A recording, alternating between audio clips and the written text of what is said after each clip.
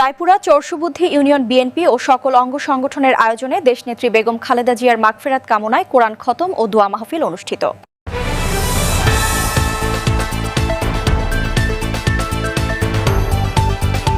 Charsubuddhi union BNP ও সকল অঙ্গ সংগঠনের উদ্যোগে বিএনপি চেয়ারপারসন ও সাবেক প্রধানমন্ত্রী দেশনেত্রী বেগম খালেদা জিয়ার মাগফিরাত কামনায় কোরআন খতম ও দোয়া মাহফিল অনুষ্ঠিত হয়েছে।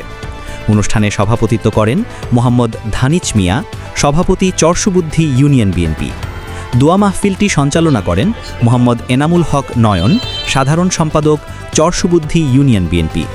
পবিত্র দোয়া ও মোনাজাত পরিচালনা করেন হাফিজ আব্দুল মালেক, খতিব চরসুবুদ্ধি বাজার জামে মসজিদ। দোয়া মাহফিলে বেগম খালেদা জিয়ার রুহের মাগফেরাত কামনার পাশাপাশি দেশ ও জাতির শান্তি, সমৃদ্ধি এবং গণতন্ত্র পুনরুদ্ধারের জন্য বিশেষ মোনাজাত করা হয়। এতে চরসুবুদ্ধি ইউনিয়নের বিভিন্ন ওয়ার্ড, উপজেলা পর্যায়সহ বিএনপি ও এর অঙ্গ সংগঠনের বিপুল সংখ্যক নেতাকর্মী উপস্থিত ছিলেন।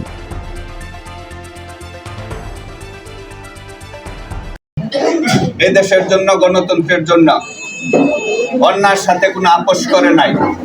তার জীবন পর্যন্ত বিসর্জন দিয়েছেন, তার পরিবার বিসর্জিত হয়েছে শুধু এই দেশের জনগণের জন্য।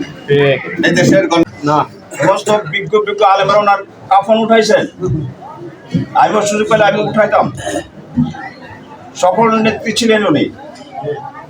একজন বাংলাদেশ, শুধু বাংলাদেশ না, সমস্ত মুসলিম বিশ্বে ওনার রেকর্ড আছে, সার্কের মেধে আছে।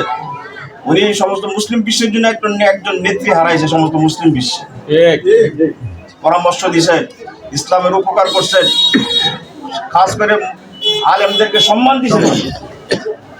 ওনার নেতৃত্ব অবস্থায় মুসলমানের যত টাকা যা জরুরত উনি পুরা করছেন।